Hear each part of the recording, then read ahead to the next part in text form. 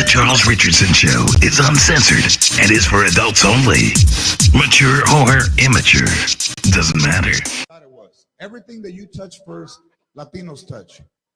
We're there every day early. Everything you touch. Let me give you some examples. Taco Bell had some tainted green onions. Oh God, I got E. coli from them.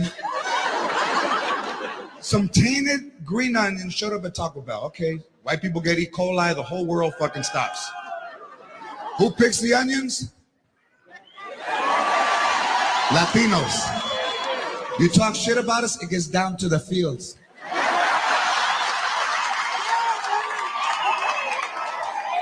I didn't hear you. What did they say about us? They don't want us here. We're lazy and we're depleting the system. Oh yeah? Mira, ¿quieren onions? Mira, cabrón.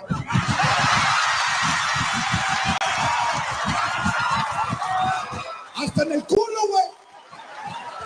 There, take that shit to Taco Bell. Take it.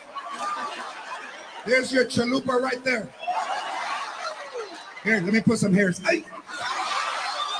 For my culo, because they hurt. Ay. There. Better. Think outside the bun. There.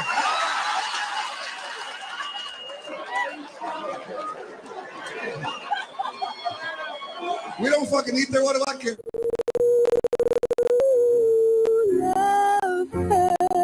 Hurt emotionally, but more important, it can also hurt you physically. It can hurt you in a way which nobody who owns a hot tub and lives in California can afford to be unaware of. Yes, I'm talking about California hot tub rectal gonorrhea. This painful, incurable disease can make an enjoyable soak in a hot tub with family, friends, and dog into a literally unforgettable experience.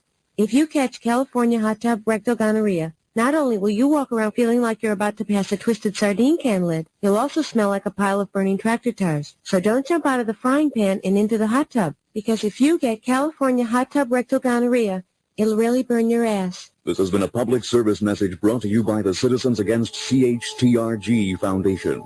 California hot tub rectal gonorrhea. We're not going to take it sitting down.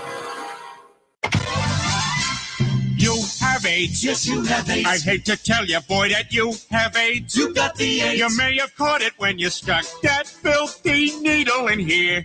Or maybe all that unprotected sex put you here. It isn't clear, but what we're certain of is you have AIDS. Yes, you have AIDS. Not HIV, but full-blown AIDS. Be sure that you see that this is not HIV. But full-blown AIDS. Not HIV, but really full-blown AIDS. I'm sorry, I wish it was something less serious. But it's AIDS. You've got the AIDS.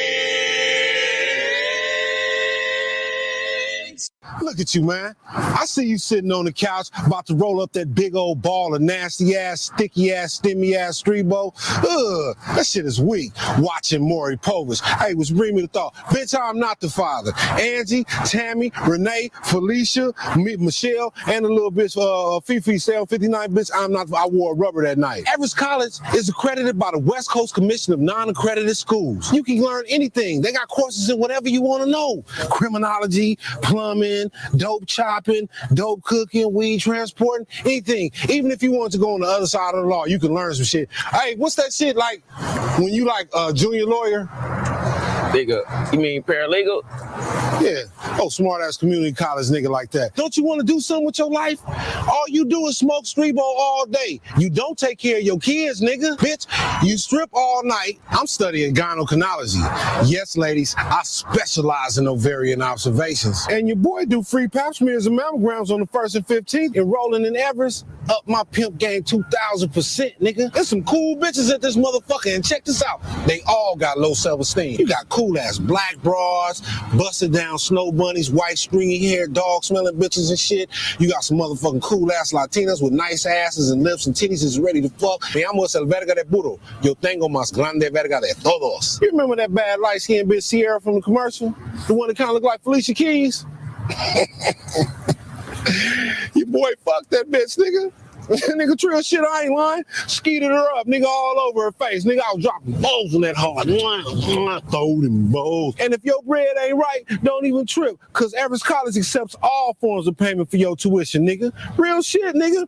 WIC, EBT, food stamps. My nigga, if you really about your grinding, if you really about your paper, my nigga, you can get your motherfucking bachelor's degree in 3 months, nigga. You too can aspire to make minimum wage one day, pimping. Fuck the University of Phoenix, nigga. I'm down with Everest, nigga. Everest, nigga. Everest, nigga.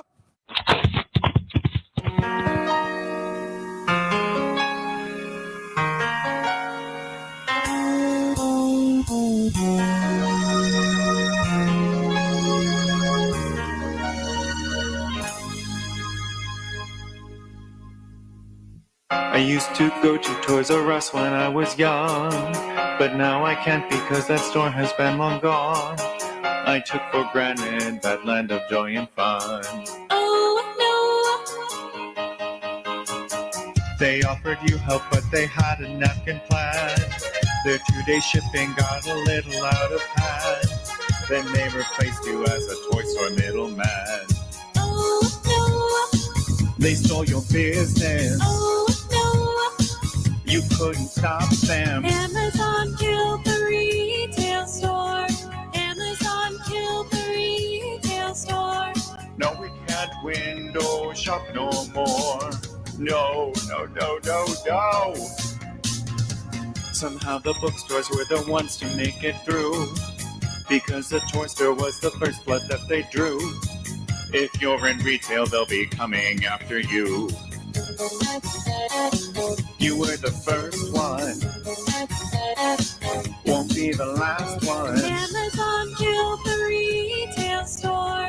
Amazon killed the retail store. The world's not how it was before. No more toy-filled corridors. No, no, no, no, no. No, no, no, no, no.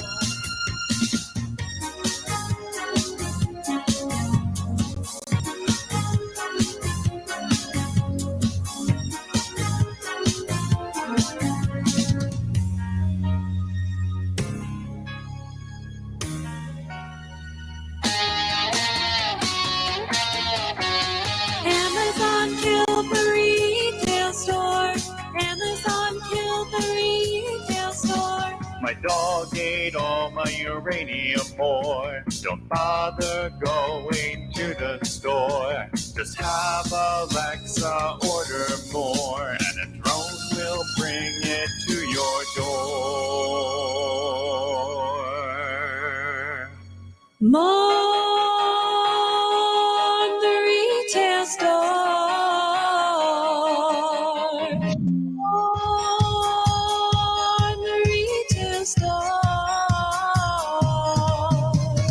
Amazon killed the retail store. Amazon killed the retail store. Amazon killed the retail store. Amazon killed the retail store. Amazon killed the retail store. Amazon killed the retail store. Amazon killed the retail store. Amazon killed the retail store. Live from the Raw Talk Studios in Southwest Florida, it's the Charles Richardson Show. Hey yo, and greetings. It's another wonderful day in paradise down here in freaking hotter than hell, Florida. It is Monday, the 13th of June, 2022. And it is a Monday. Yes, it is. It is. So we need to go ahead and show our anthem love. What's the worst day of the week that gets us all depressed? MONDAYSUCKS. Here comes more aggravation and a brand new week of stress. MONDAYSUCKS. Monday sucks. Monday sucks. Monday sucks. Monday sucks. Forever will it make you want to cry, cry, cry. Come along and sing your song, now get it off your chest. MONDAYSUCK.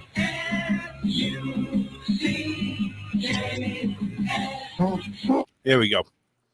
And for those of you who want to go ahead and join in, 813-699-5353.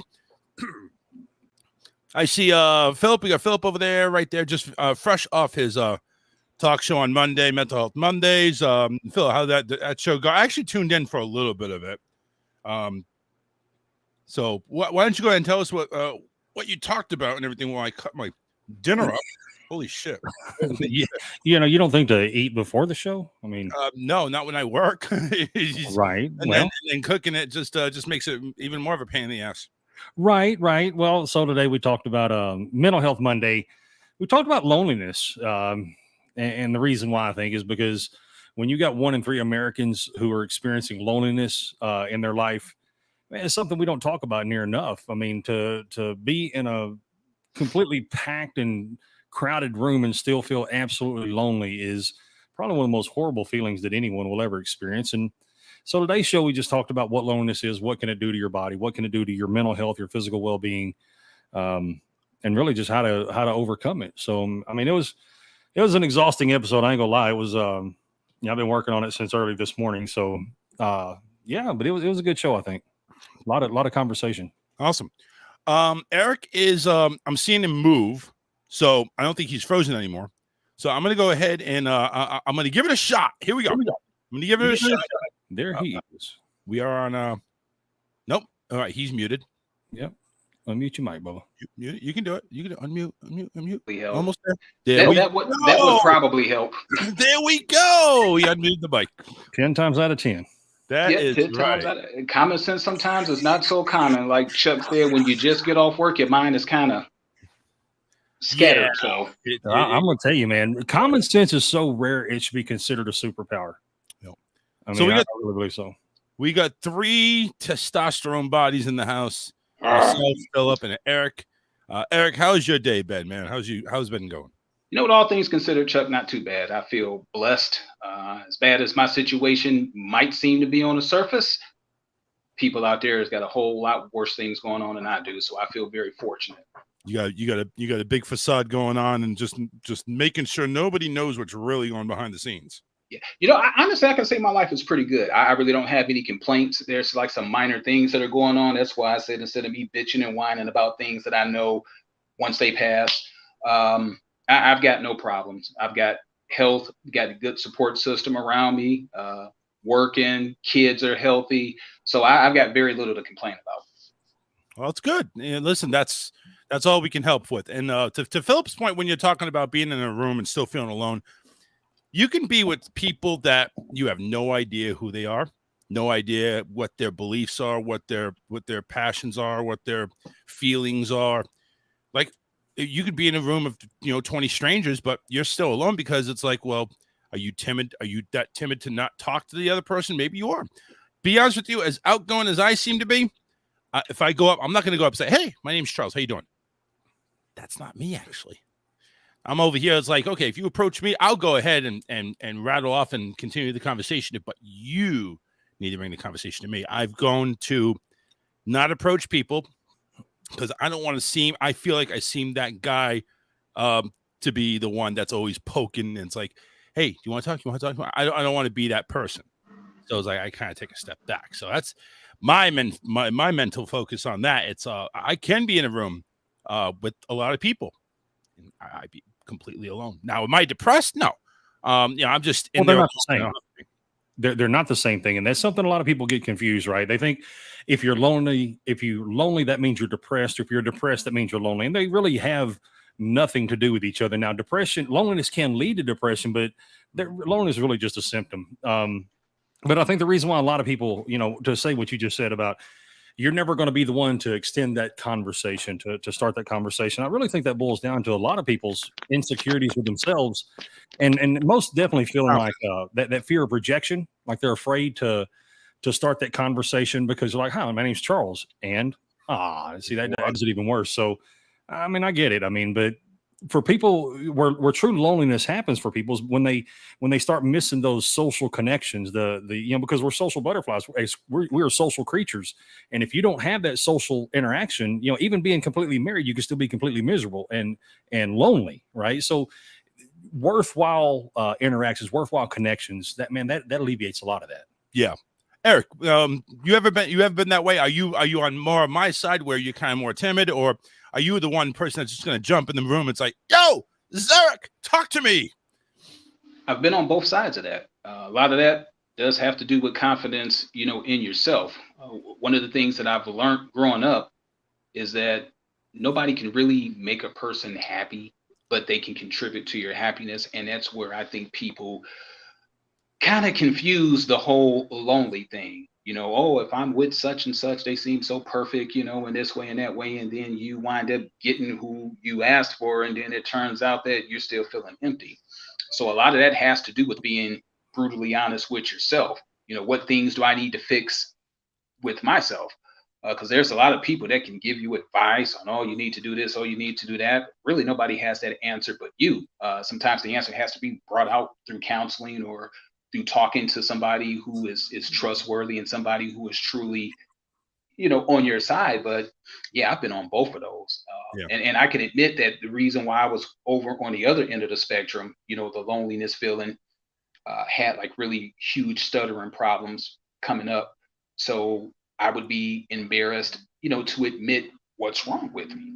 And because a lot of people, made fun of me, and that kind of led towards depression. But then I did have a small circle of people that gave me the confidence, oh, look, you can, lick whatever it is that's bothering you. And then once you do that, then you become whole. So I think even the most confident person has something that they feel alone in doing. Yeah. And again, those are the things too, like we've mentioned all the time on the show, because Philip and does the mental health Mondays, but we also had Mental Health Awareness Month last month, so we were really going all out on it. Even on some of our guests, we kind of threw in some questions like, how you handle certain situations like that. But at the same time, it goes to, it's like, you could, if you have those 20 people in the room, and if you're the one that's like, you're the not overachieving, but you're the one that is confident in starting a conversation. You're confident. You like to roam around the room, and make the rounds. And you see this one person's like, he's kind of pushed to the side, and he's like waiting for a dance partner. You're sitting on the bench, everybody else is dancing. You're sitting on the bench, and that person sees that, just reach out and try to make the person feel welcome, especially if you're the one hosting the party or whatever the event is. Now, honestly, if you're the one hosting it and you're a little bit timid, maybe you shouldn't be hosting it, because you're going to be the one that has to be the one doing the social butterfly thing. But also, if you're hosting it, you probably know a lot of people that are coming anyway, because you're hosting it, for crying out loud. So, acceptance is a huge thing, especially since the pandemic over the last couple of years. People are really, really gun shy about reaching out and communicating with other people face to face. Me, I'm a face to face guy. This whole virtual thing, not really a huge fan of it, because it does take away, even as adults, our ability to display social skills.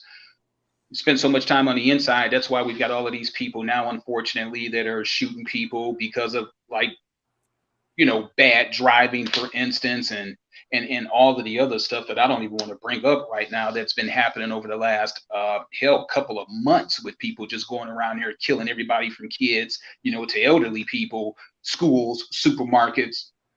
Our social skills have really taken a step back, and that's probably a result of somebody feeling lonely or misunderstood.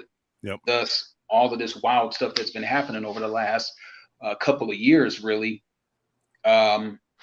it's mind-boggling. It really sucks. It's like these people now we're being reintroduced into the world, and apparently a lot of people can't take it. A lot of people's like, listen, just leave me alone. All this. It's like, it's just we gotta. I don't know. We got to go ahead and kind of like ease people into it again. I don't know, but Charles, do me a favor, pull up that comment of Sabrina, not the last one, the one before that. All right, so I want to read this real quick, because this is very profound what she just said. She says, we were created for each other. It's crazy hard to make a difference for others on a daily basis. You have to not only be willing to do for someone else, you also have to be able to admit that some days are harder than others for ourselves. And in the next comment, she says, the thing I miss most is hugging people. Here's the thing, Sabrina, to comment directly. And, of course, Charles has the line open. What you're talking about is a concept that we call mental health first aid, right? Yes, we are created for each other. And it is, but I got to disagree with you a little bit when you say it's crazy hard to make a difference for others on a daily basis. With all due respect to you, ma'am, in your comment, I really think that it's really not that hard at all to make a difference for yourself, because really the only world that matters is yours. And, crazy enough, something very simple as a smile, a wave, a fist bump, a handshake, if you want to bump elbows, whatever it is, right? It's amazing how something as simple as an act of random kindness can make all the difference for someone. That can be the difference between someone's day getting worse or some days getting better. So we have to take care of ourselves first. We have to be aware of ourselves first. If we don't take care of ourselves, there's no way in hell that we can ever make a difference to someone else. And it's those people who are lonely, who are missing that connection. That's where the problem is. And so it becomes a self issue, which is why if you know that 1 in 3 million or 1 in 3 Americans, that's roughly 100 million Americans in our country have a feeling of loneliness, man, that means chances are at least out of the 3 friends that you have, 1 out of the 3 they could use that friendly gesture. So, I mean, to Eric's point, yeah, social media makes it really hard to be personable, but you can really be personable. I mean, especially when you're doing shows like this or you're reaching out. I mean, it's very possible. And, you don't know what someone else is going through. So treat everyone with kindness. It actually takes a lot more effort to treat somebody like shit than it does to be nice to them. I'm going to go ahead and disagree on both ends, and I'm going to agree on both ends. And here's why I mean. So, Philip, I agree with you on that. Sabrina, I agree with you on that. I agree with everybody, but I also disagree because, you can go ahead and state this and state, well, this is what you should do. This is what the bottom line is, though, people are stubborn to not do it. That's the thing. It's like you got to eventually do what Sabrina or Philip or myself or Eric is telling you to do. But if you don't do it, you're going to be stuck in that rut. Now, we do have a phone call, 678 area code. Go ahead. You're on the air. Hey, guys. It's Sabrina. Hey, Sabrina. What's up? Well, I have to excuse me because I'm just getting over COVID, so my voice cracks a lot. Okay, take your time. I don't want to share it was just a very sweet moment. Months back at a grocery store, I saw this elderly lady. She was wearing just a beautiful red shirt. And I said to her,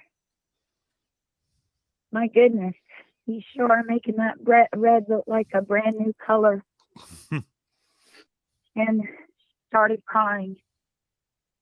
And I went, wait a minute, that was not supposed to happen. Basically, this sweet old lady was a widow. And she had plenty of family and children and grandchildren and a full support system. But since her husband had passed, no one had thought to compliment her. Wow. And that was the first compliment that she had received since losing her husband. And something that took me 5 seconds to do brought joy to her and made her happy. And just reminded her that something as simple as that beautiful red top could open the door for a smile. Absolutely. And a hug. Absolutely. You made her day, maybe her week, just by being generous like that. Favorite memory. But I wish I would have caught that Mental Monday show. Do you do that every week? And how would I catch that? So you can actually go ahead on YouTube. It's the Philip D. Blackman Show. You can go ahead and search on YouTube. All those archives are there. His last show, I believe, would be there, right? As well, it is there right now. Yes. So you go ahead and replay it. It's 60 minutes long. So just go onto YouTube and search Philip D. Blackman. We're on Facebook. We're on social media, man. I would like to also say that when you said mental health first aid, I think that might be my new favorite word because it needs attention without a stigmatism to it. It needs to be okay to not be okay, but it's not okay to stay that way. And everybody needs to remember that smack dab in the middle of broken is okay. Agreed. I like that. Well, I'm very interested in listening to your show and boning up and learning as much as I can because good deeds really are my favorite. I started something called SOCK, SOCK, and not to be religious, but it stands for showing others Christ's kindness. With no expectation, helping because you can and for no other reason. And I need fuel for that, and I need motivation for that. I need wisdom for that. And I feel like that one stone thrown isn't to hurt somebody, it's to cast a ripple effect that if together we all try, we can do. Agreed. We just have to be willing. Yes, that's the thing right there. That's it, right? So, ma'am, I do my mental health shows. I do shows every Monday, Wednesday, and Friday, 5 o'clock Central. But my mental health shows are specifically on Monday, every Monday. Now, all last month, Charles and I was promoting mental health awareness. So every show was dedicated to mental health all last month. So I would certainly be willing to pick up another listener. But I always, like Charles, he puts the comments up and we talk about them. I do that on all of my shows as well. So, I mean, anything that we can do to help people grow and to move beyond that stigma, we're going to do. Because people don't die of depression. They don't die of PTSD. They don't die of loneliness. They die of the stigma that comes with all three, right? They don't want to get that help, so they'll suffer in silence. Well, isn't there such thing as like a broken heart syndrome that I could actually, I know like a lot of people that have been married for a long time, that would be something that people do die from. It definitely is. If I could just chime in for a second. Go ahead, back in 1993, both of my parents passed away on the same year. My mom passed away in March. My dad passed away in December. My dad was surviving cancer. He was going through chemo. My mom was helping him. My grandparents' 50th wedding anniversary had took place. My dad flew down over to Alabama. I had to call him to tell him that my mom died. And a few months later, he stopped going to chemo and he just died because he was just a shell of himself without her. So I do believe people can die of a broken heart. And the reason why my dad was pushing the way he was with that chemo is because, he wanted to live and, he wanted to live for us and he wanted to live for my mom. But yeah, I've seen it. I've seen it firsthand. People definitely can die from a broken heart. Go, Laura, chiming in there. Broken heart syndrome is when the internal strings holding your heart from heartbreak to form break. Excuse me. So, so it is a real thing. I mean, that is something that people can die from. But to Philip's point, most of the mental health conditions out there are, you just have to be wanting to go ahead and make that change and to feel better about yourself and to make the change to improve. I'm slowly but surely getting there. I'm seeing a psychiatrist for that, but I'm getting there too. And to Sabrina's point, like to point out something. Go ahead, Sabrina. Life happens. Like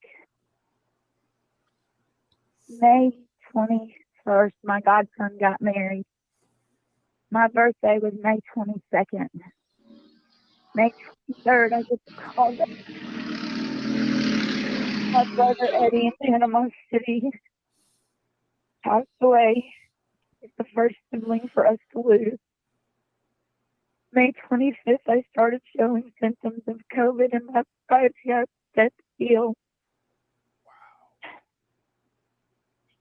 Life doesn't stop. Death doesn't stop. like Mr. said, or whatever, I can't remember his name, when you need people, you don't know what people are going through. And when we lose people, it's permanent, but even that is temporary. Everything happens for a reason, whether you're ready for it or not. Yep.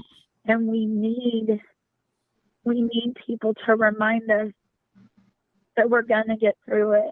Absolutely. It's okay to be sad. It's okay to be broken. It is not okay to stay that way. And internalizing all of that and acting like you don't have feelings and that you're not human and that you don't have emotions, it's just back hundreds of years. So I'm very grateful that I've tuned in today and caught this, and I'm very much looking forward to listening to Mental Mondays. And the other gentleman, I'm so sorry for your loss with your parents, and may this inspire all of us to hold the door open for somebody, tell a little old lady how beautiful her red picture is, send a card, send a text, make the call. You don't know when people need it. You just don't. And we should do it. Yep. We just should. Yep. We should. We need to I make feel one. like I need to end my call, though. Okay. It's getting hard to breathe. So, all right, Sabrina. Thank you, Sabrina. Thank you for calling. See you later. Thank you. Have a great night. All right. All Bye. right. Bye-bye. All right. That was Sabrina. Hey, so I'd like to, because y'all talked about the broken heart syndrome, and yes, it is a real thing. And that's, really, it's just truly the broken heart syndrome is just it's a temporary symptom, right? That's brought on by the stress that we have, extreme emotions of loss and bereavement, things like that. But again, it's not one of those things. The broken heart syndrome is not what kills you. Loneliness is not what kills you. Depression, PTSD, they're not what kills you. These are things that, now granted, they can lead to depression, or they can lead to having chronic health issues. Absolutely. But again, what goes into your mind is, that affects everything in your body. Think good, you feel good. Think bad, you feel bad.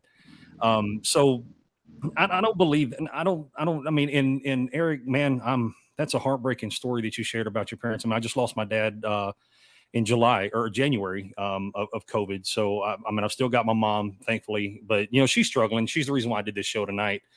But I really believe,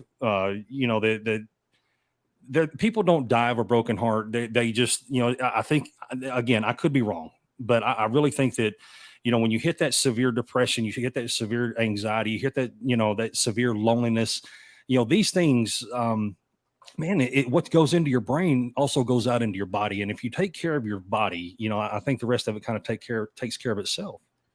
All right. Well, yes. And again, you can listen to Philip on Mondays. It's kind of brought everybody down on today. Man. Hey, this is spiritual healing, man. It's a learning experience, but man, we experienced loss on the phone. Eric experienced the loss. Philip, you experienced. You know what? These things come in force, don't they? So, okay, who am I losing? See, here's the thing about that, and I struggled with this for a long time, losing my parents young. Didn't really talk about it much. Like over the last 10 or 15 years, as my children have became adults and as I became a grandfather, it was important that we do talk about that type of stuff. Because so many, especially in the African-American community, talking about your feelings, really, it's new. It's not something that we've done a lot. Black men didn't express their emotions. Didn't want to be weak. No, exactly. And it's just, it gets to the point where the stuff becomes old and it becomes stale. I have 3 boys and I have a daughter. I'm raising men. And it's not a sign of weakness for you to express how you're feeling. Because if I don't know how you're feeling, I don't know how to help you. That's it. And that's the teachings right there that I never grew up with. I don't know if Philip grew up with it or not, but it's like, hell no, I had to learn this on my own. You need to suck it up, Buttercup, and just get your ass back on out there. Yeah, pretty much. And that's what all the mentality is. You're afraid you're gonna lose your man card if you shed a tear. Yeah, but also here's the thing too. two-parent households. I'm a firm believer in that because my dad gave me that toughness. There's a difference between you bitching and complaining, and there's a difference with your venting. Yep. And what my mom had to point out, look, a person who's bitching and complaining is a person who's just shedding all of this stuff out, but you've got no solution to your problem. Venting is you're telling me what's going on. My mom always say, hey, before you start, you got a solution to your problem? Yep. If I say no, she was like, come talk to me when you got a solution. I'll listen to your problem, but you better come up with a solution. Wait a second, though. What if you don't have a solution? What if you're trying to reach out for a solution? Then you're screwed. You need to, then you need to let her know that, hey, I need help with this particular situation. But as far as just like the constant venting over the same situation, example, if I come to my mom and I'm having girl problems, she was like, wait, she was like, before you get into that, do you have intention on getting back with this girl? She was like, I'll forget all of the fluff. You already know, yes or no. Do you have intentions on getting back with this girl? So I say, yeah. She was like, well, then we don't even need to talk about that because you've already made your mind up. Right. So that's the type of into that. Yeah, exactly. But if it's like a situation and she really needs to be involved in the decision, both my parents were like that. So that's the difference. As a grown person, like you already know what you're going to do. So just go ahead and just do it and save yourself the stress. So my parents did listen. They were there for me to help me through problems, but they were like, if you already know what you're going to do, why are you wasting my time and yours if you know that's the route you're going to go? She was like, just do it. Amen. We actually have somebody on the phone here, has his share of girl problems, but I don't think anymore. Now it's more of beard problems. It's Bad Billy from AOW Broadcast. Bad Billy, what's going on? There goes the neighborhood. Yeah. Hey, I'm doing well. Ray, I got a question for Eric there. Mm-hmm. I do apologize. I haven't been able to catch everything you're saying because been cooking dinner for the family. But I heard you say you're in the process of raising men. Yeah. Your sons, or? Yep. I've got 3 sons. I've got 4 kids. I've got 3 sons and a daughter. Okay. So I'm a foster parent of a special needs little boy, I will say. But one thing that seemed to stir up a little controversy was I just want to get your opinion on this. I'm playing around with him, and I had him going around the house saying, "I'm a man," and of course my daughter, who's pretty much kind of leaning toward the woke side, said I really shouldn't be teaching him that because of various issues, and she has friends that might get offended by him calling himself a man. Oh boy. Well, I'm sorry. See, here's the thing. Parenting, there's no instruction book for that. So if your son identify as a man, and I'm going to be careful about this because I know that there are people that are out there that are, stuck on the gender titles. So if you're raising your son a certain way, and that way that you're raising him is effective, you're damned if you do, you're damned if you don't. Raise your kid the best way you see fit. You're not telling your son anything wrong. He is saying that he is a man. That's not taken away from anybody in their gender identity. Bravo. Right. So I'm over here wiping my brow thinking, he thinks he's a man. Yes. Raise your son the way you see fit. And I'm not going to say damn what everybody else says, but damn what everybody else says. Go ahead, Billy. I just basically raising him the same way I was raised when I was 10 years old. I was actually raised by my uncle, and he'd pour 2 big cups of coffee, and he'd say, "This is the men's time of the morning. We're to drink some coffee." Jeez. So, and I don't see what I'm doing be any different. I had fun back then too, and I'm just. Him being special needs, of course, he's not going to grasp quite the concept, but, it's since he is in my care, it is my responsibility to make sure that he grows up to be a respectable man. Yep. And that's the way I feel. And there's nothing wrong with that. I've got an 18-year-old that's special needs. And I would always tell him that, he was the man. Now, granted, it's probably a little different now, but you know what? Raise your kid the way that you're raising your kid. There's nothing wrong. You're not telling them to disrespect anybody else. but his preference is like, hey, I'm a man. You're his role model. If other people have an issue with that, they just got an issue with it. Yeah, Well, you know what? They need to suck it up, Buttercup. Well, here's my question for Billy. Billy, when you say that you're teaching him to be a man, what does that mean? There's a point why I'm asking. Well, basically a respectable adult. You know, I mean, if he falls in this other category and grows up, he decides he wants to be a woman, I'm not going to fault it for it. But basically, because you know he's 9 years old with the mentality of a 3-year-old.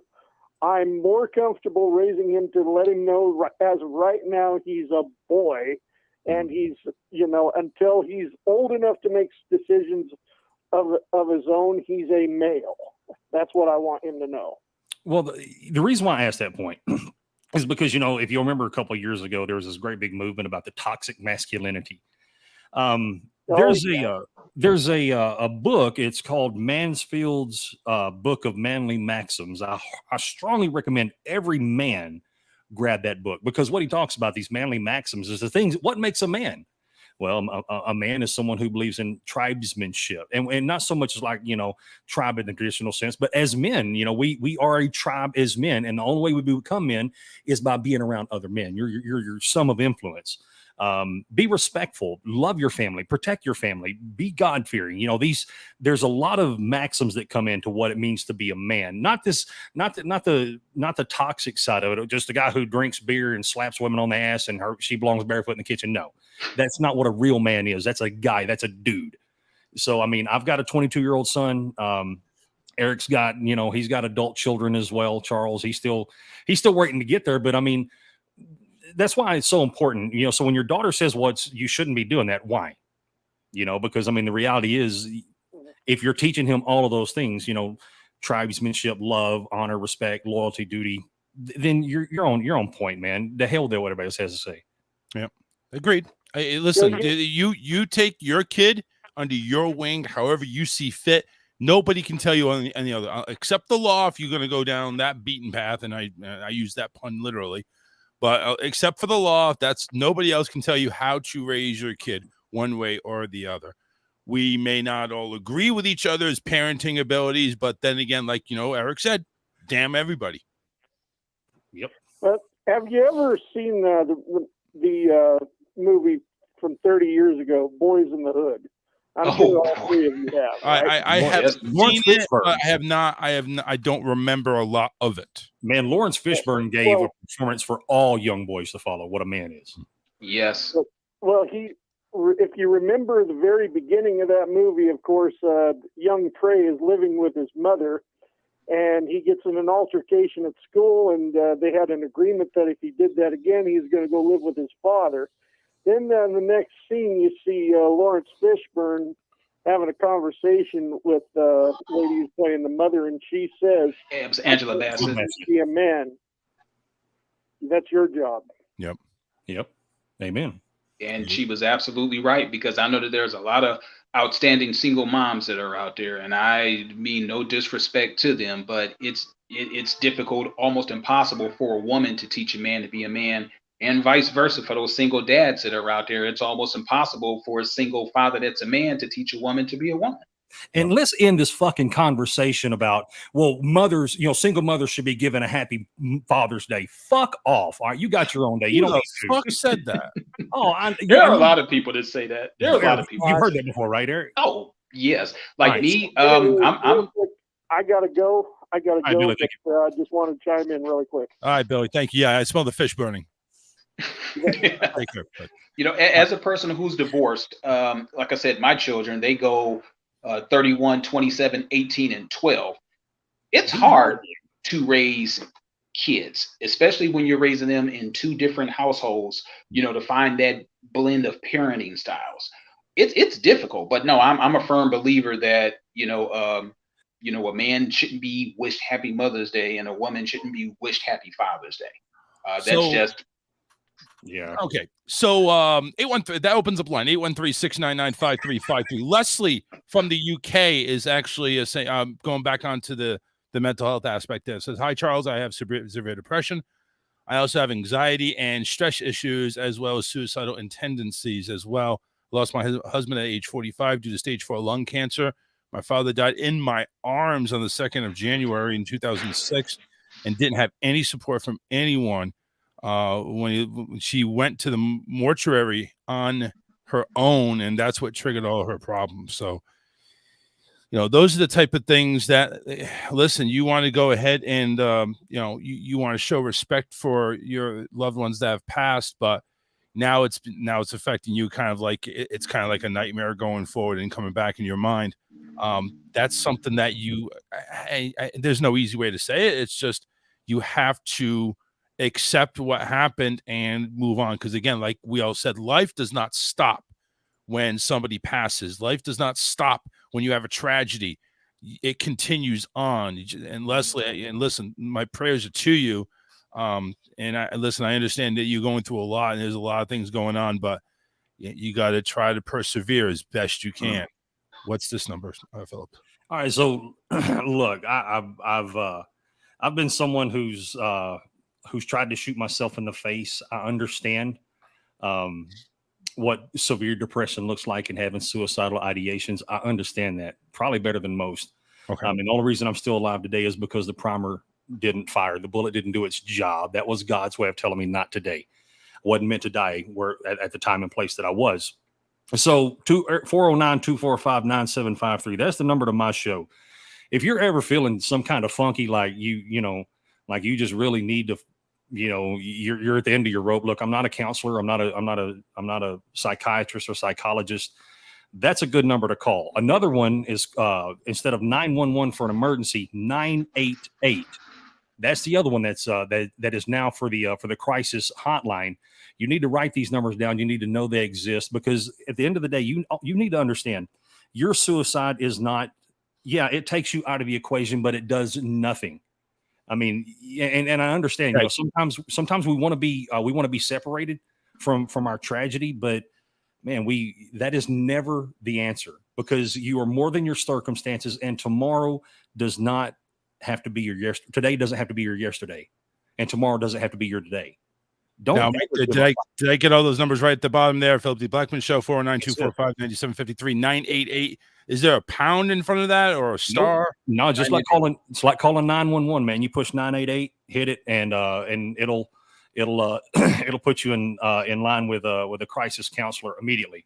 Now, I don't know if this is going to work over in the UK for Leslie, right, but hopefully she has some type of access point over there in the UK where she can call somebody. Well, she ever gets that funky state. Well, there's another one that I recommend to people all the time, and of course, that is the 1-800-273-TALK. The TALK is 8255. That is the mental health crisis line, suicide prevention line. Granted, that's not going to help you, get first responders to your house, but maybe you don't need a first responder. Maybe you just need somebody to talk to. So Karen brings up a very important thing. Says, question on calling into these suicide hotlines. I know several of them. If you have children in the home, you need to call. You need to be subject to being reported by DCF. So these numbers you give, is that something that you would be subject to, because that prevents a lot of parents from calling in? Yeah, well, that 409-245-9753, that's my number. I don't call the cops. I'm not reporting anybody. I just hate to hear the idea that somebody's at the end of their rope. But no, the crisis hotline, that is just, there is, and that's why we need to remove that stigma. There's no shame in saying help.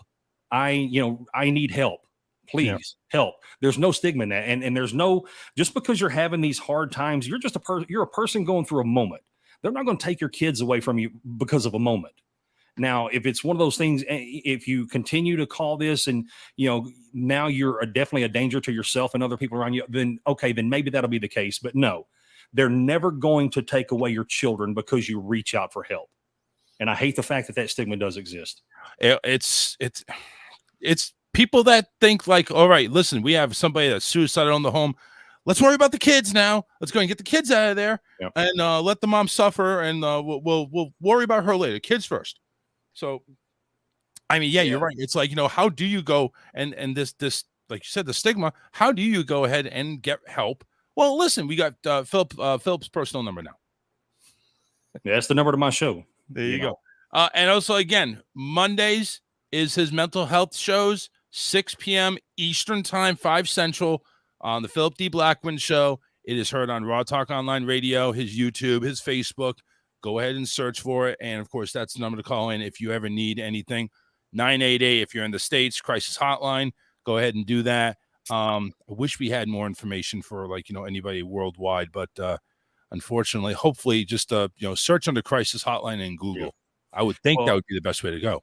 Charles, I want to, before we go further, man, I want to apologize, man. Like if this turned into a show that you didn't really, because I was not, honestly, I was not prepared for this. I kind of like, it seemed like I brought a lot of people down, but a lot of people are interacting about this. So a lot of people want indie information. So I got no problem switching gears, downshifting a little bit, getting this information out there for people. I got no problem doing that. You and Eric are remarkable guys with level heads on your shoulders. Well, I don't know about me. I'm 40. I just don't want to. I don't want to hide. This is the Charles Richardson show, not the Philip D. Blackman show. I don't typically like plugging. I don't like plugging myself on your show. It's just disrespectful. So, but I just wanted to. I was actually going to go ahead and take myself out of it here. You just take over the lead. See, Philip, here's the thing about it is that we don't know who we're here to help. Yes, sir. And so there are situations where, in doing the show, it may start out one way and it winds up going another. I'm okay with that. Charles is okay with that. And obviously you're okay with that because we don't know whose lives we may be saving.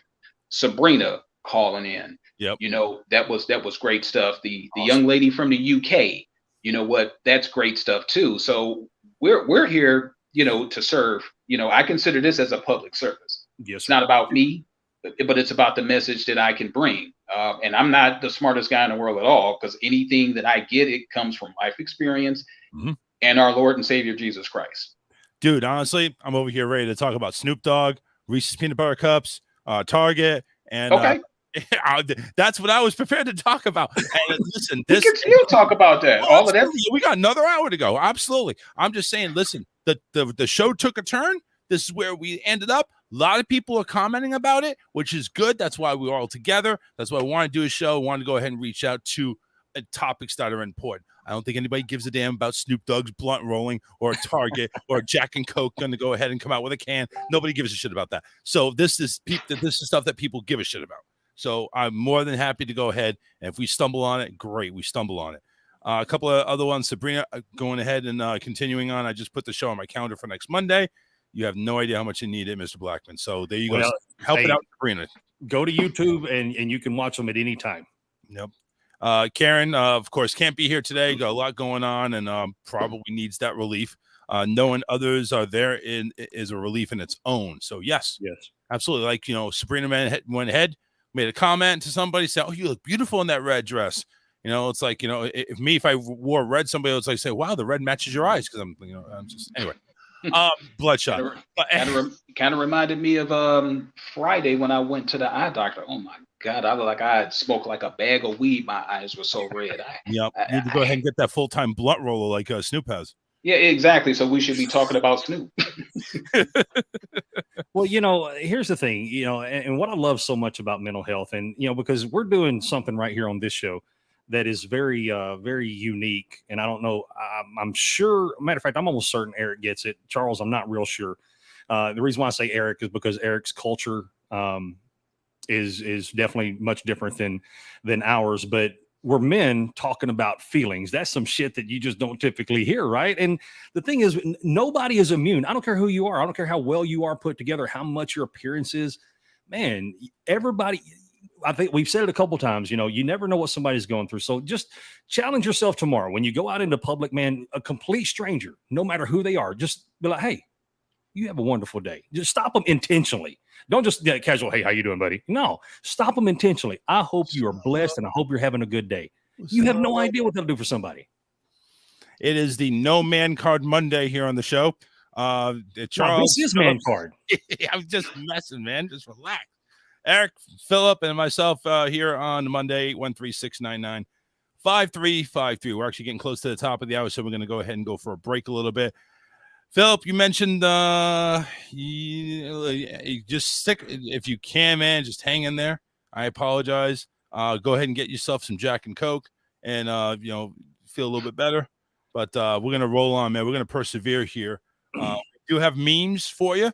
We do have some topics that we'll go ahead and get on the lighter side. I mean, we did kind of pull a weight tonight here in the first hour, which we're very glad to do, especially if it helps out people. Laura goes ahead and says, how do you do that if you have social anxiety? That's a tough one. No, I got it. That's easy. That's easy. All right. I got to hear that. That's actually really easy, man, because if you're having a hard time getting out of your skin, the one thing that matter of fact, I covered in my show tonight, man, it's so important. Join a club, join a group, join something that has a common interest of something you love. There's so many groups out there for so many different people, whether you like doing models or you like doing art or, whatever it is. If you like cars, if you like fishing, there's so many groups out there. So that right there, immediately, that when you walk into that room via virtual or walk into it personal, you're walking into a room full of people who have something in common with you. That is the easiest way to get over social anxiety. Yeah, I'm over here thinking it's like, if you got some friends out there, hang out with your friends and have your friends introduce you to their friends and their friends introduce you to their friends. And yeah, but there's always that weird shit, right? Like, well, what do we talk about? Do you have to have the forced conversation? By joining a group, man, you already know we're all here to talk about wicker baskets, right? And just go in there and fucking talk about wicker baskets and meet people. Have my wife join a Cabbage Patch doll group or something like that. Oh wow. There you go. That's an excellent point. Common interest.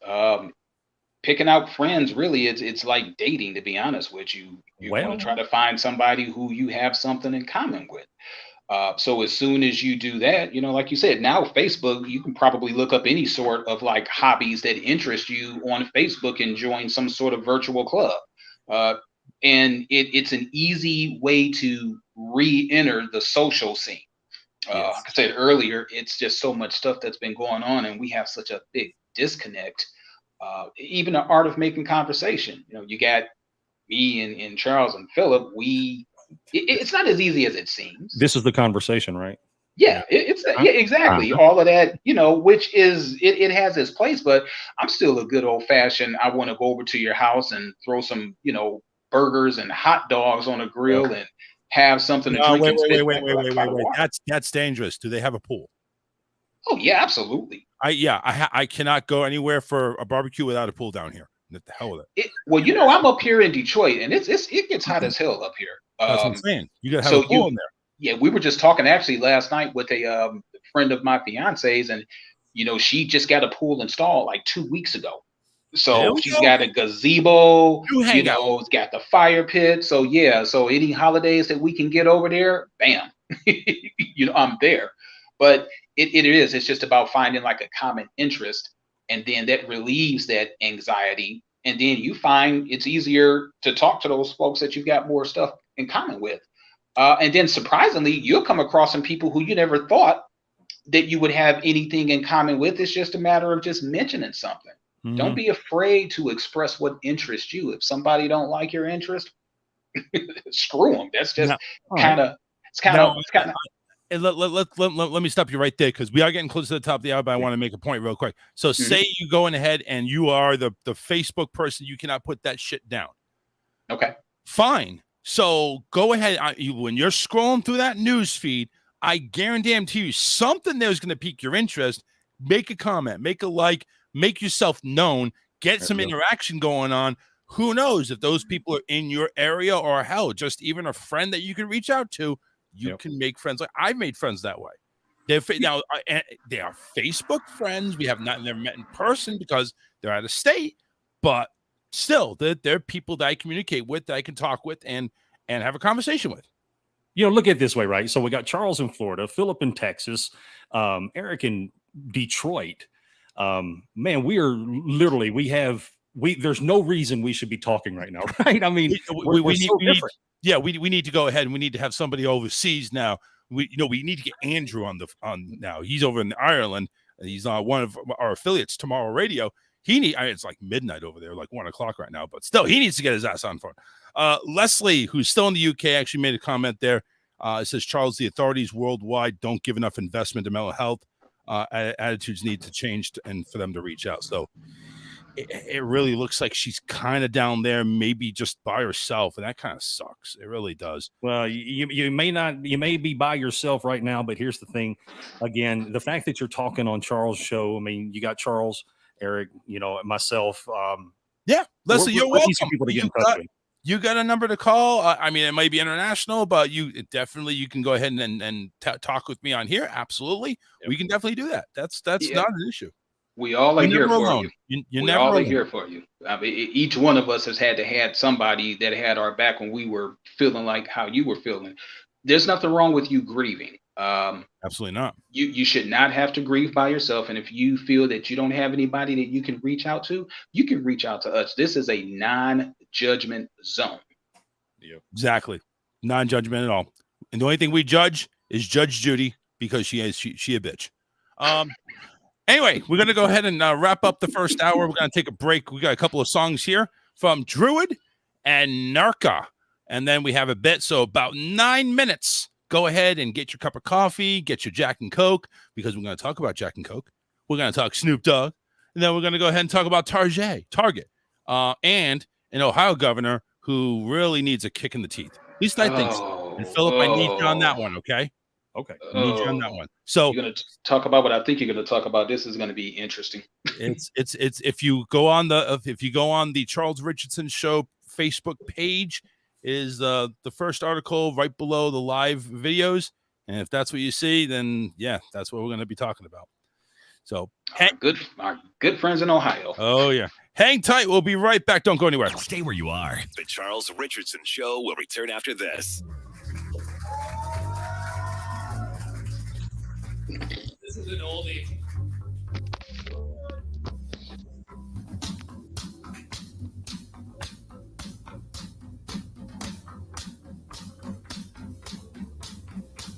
Spiders creeping, hanging in the wall, dipping, sleeping, creepy crowd. Oh, whack a barrel, bodies to bed. She's on steroids. Where she lay.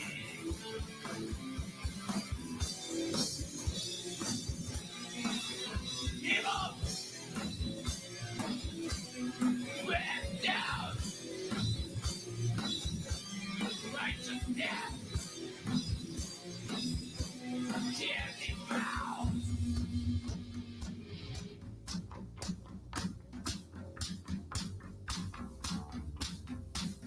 Right into the car. Legs in the wall. She may have been a whore. Did deserve this from you. Feel you coming closer. Fucking insane. So Lord, would it be no pain?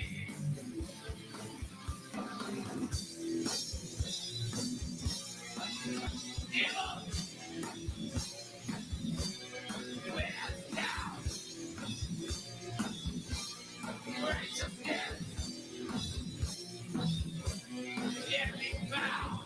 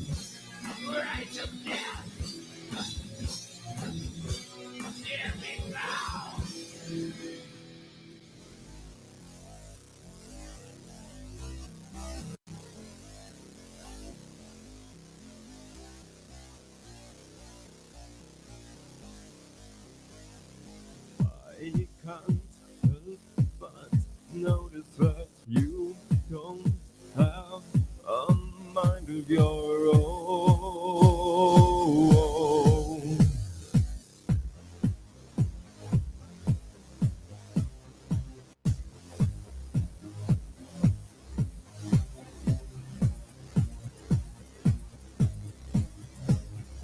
You're not even sentient, are you? You must be another vacant drone.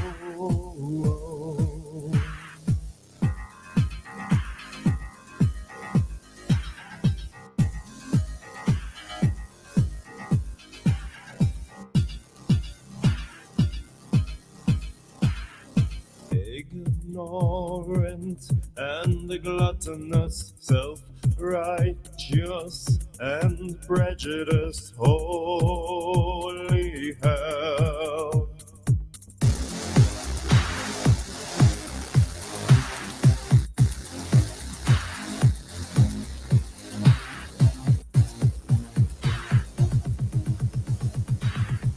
We need another human like a bullet to the brain. Stop breathing.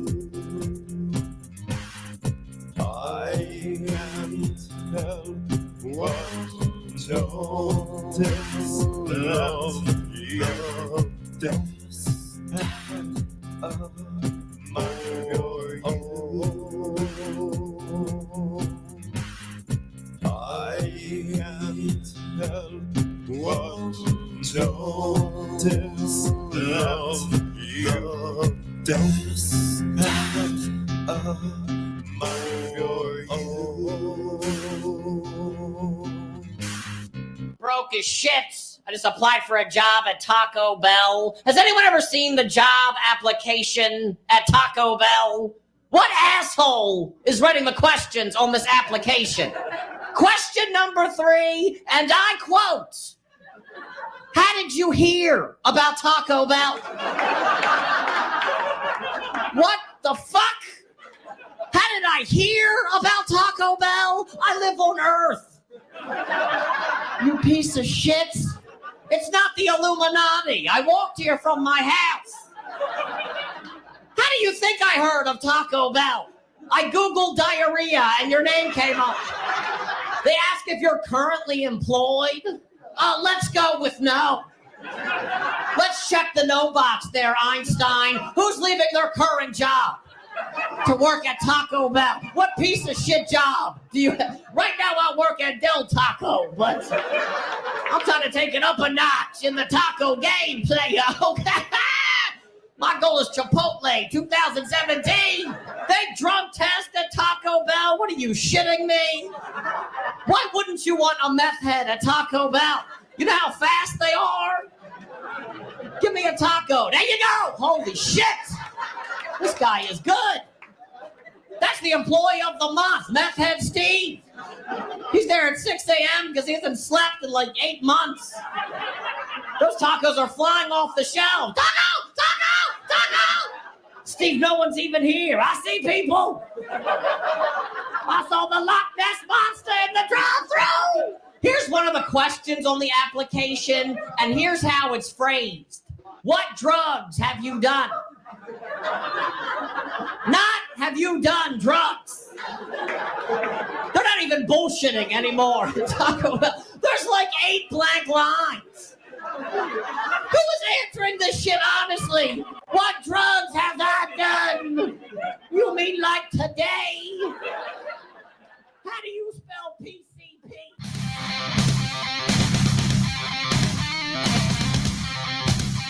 Don't be a pussy. Call Charles now. 813-699-5353. Welcome back, everybody, to the show. I'll go ahead and shout out to Hull Culling and Contracting, Karen and David over there. They do a fantastic job. They went ahead and actually did my trees over the weekend. My trees were basically engulfing the right side of my house. Well, guess what? They saved my house. Make sure you go and call 941-204-1264. They handle all your lawn maintenance, home improvements, car repairs, much, much more. Give them a call. Let them go ahead and give you a quote of what they could do. 941-204-1264. Even if you don't live in Florida, because I think David was up there in Michigan doing a haul. So they'd go out of state. I guess it all depends on, if it's the job, it's worth it. But go ahead and give her a call. You never know. 941-204-1264. Hull Culling and Contracting. They're the team for you. All right, we're back. Eric and Philip joining us.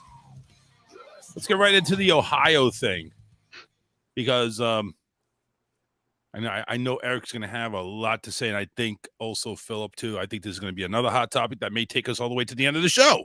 Let's do it. We'll see. I have a few other things too I want to discuss, like Stephen Joyner.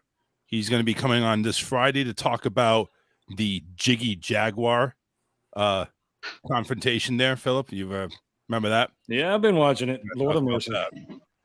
I went ahead and told him what our plan was. He said he was fine with it. We're not going to go ahead, and we're just going to poke some fun. Anyway, Republican governor in Ohio, Mike DeWine. I take my wine seriously, DeWine. He signed a bill into law on Monday that will allow education employees in Ohio to carry guns on school premises after having received just 1 day's worth of training. The law is the attempt to undo the effect of the Ohio Supreme Court ruling last year, which mandated that, per the law at the time, school employees were required to undergo hundreds of hours of training before aiming or arming themselves in schools. It takes effect this fall. The law, as enacted, requires up to 24 hours of training before an employee can go armed, and up to 8 hours of annual training.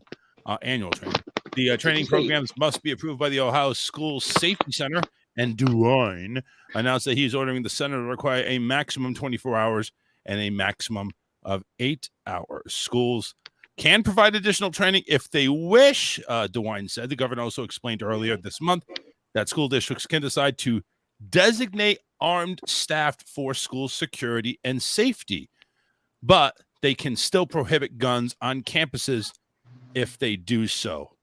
Open the forum up to you guys. I find this absurd.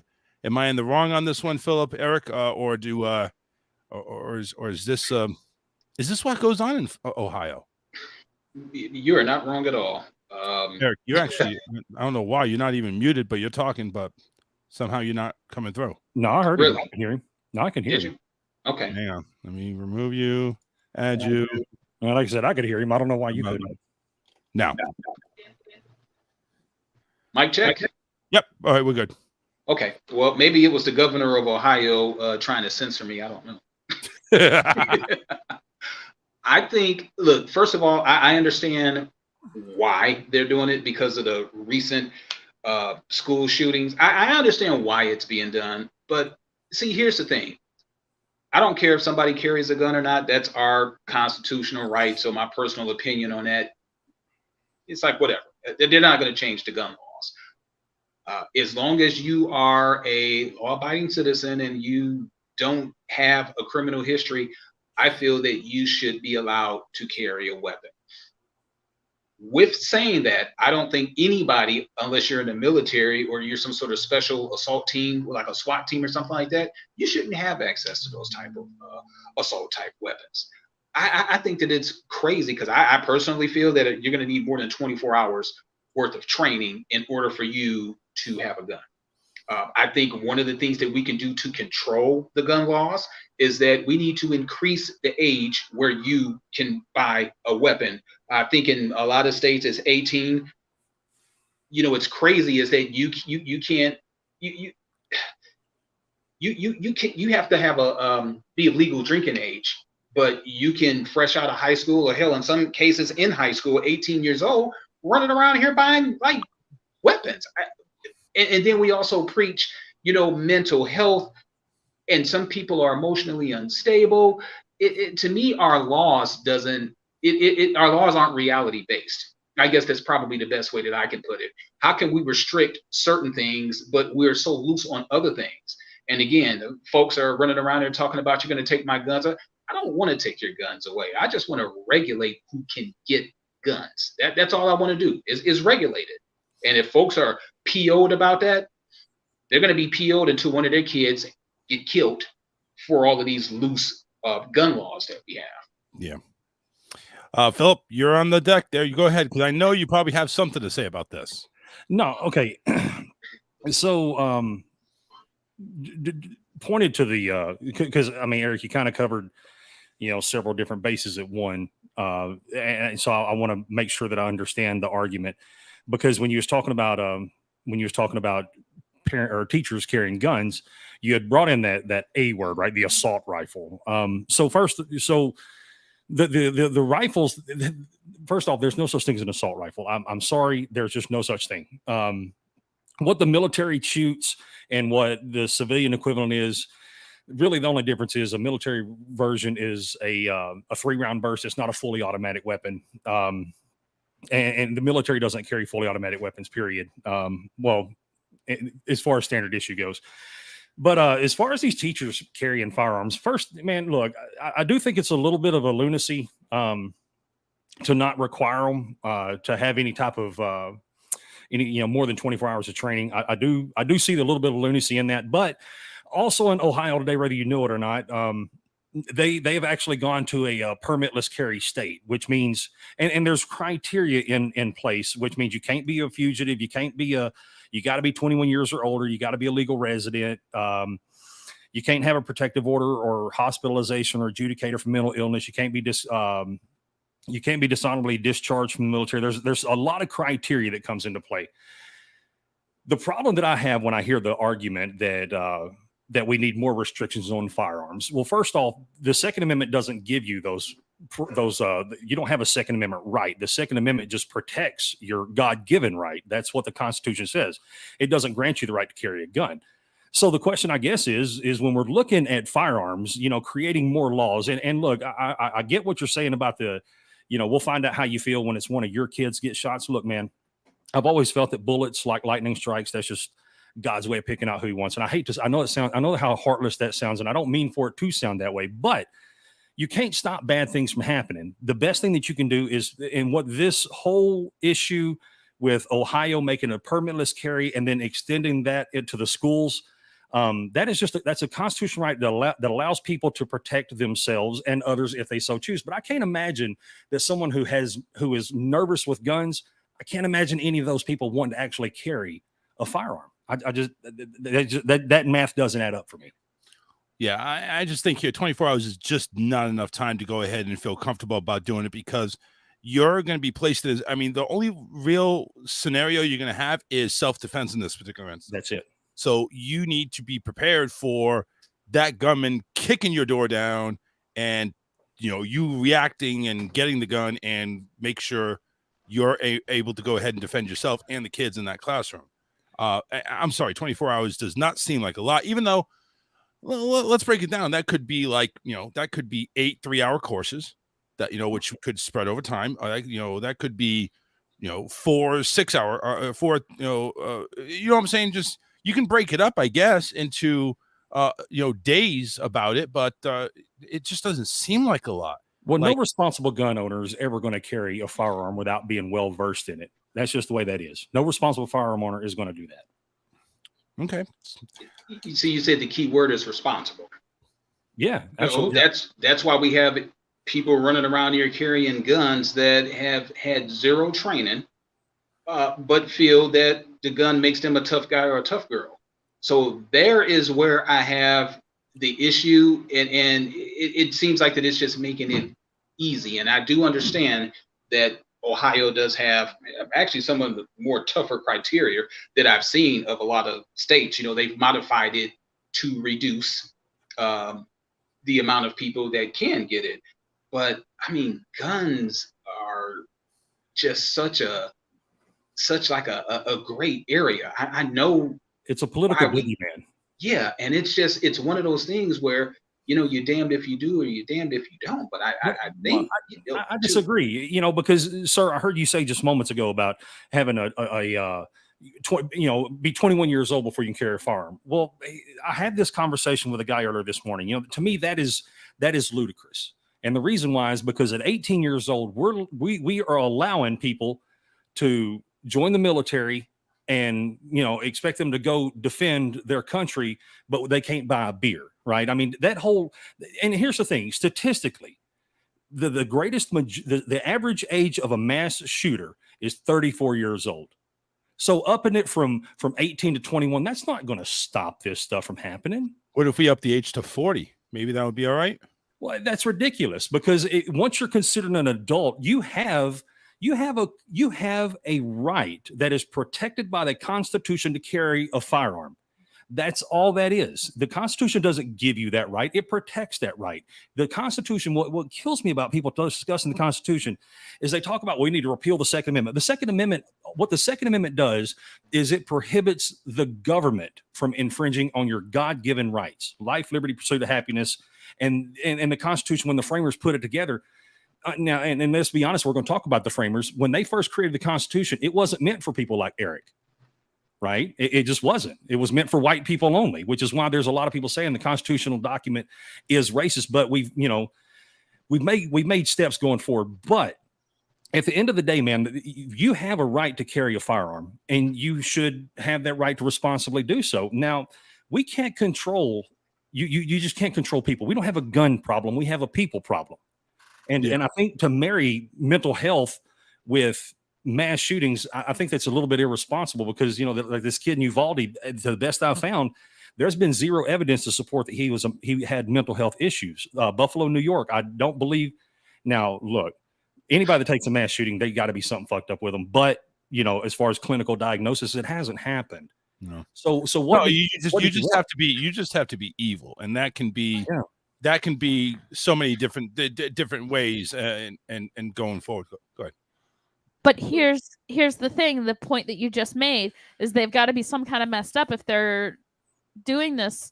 So they probably do have some kind of mental illness that is maybe undiagnosed. Mm-hmm.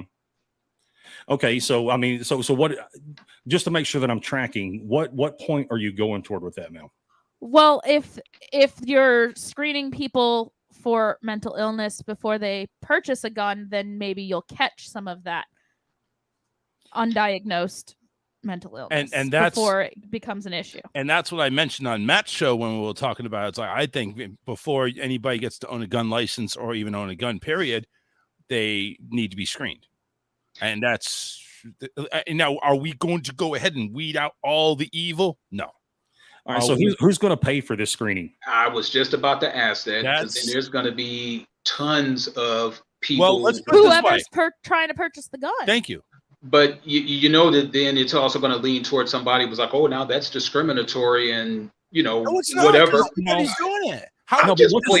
Discriminatory if it's only done for certain people. Anybody that wants to buy a gun, you got to go through this check. We don't care if you're 18 or 80, black or white. You got to go through this screening.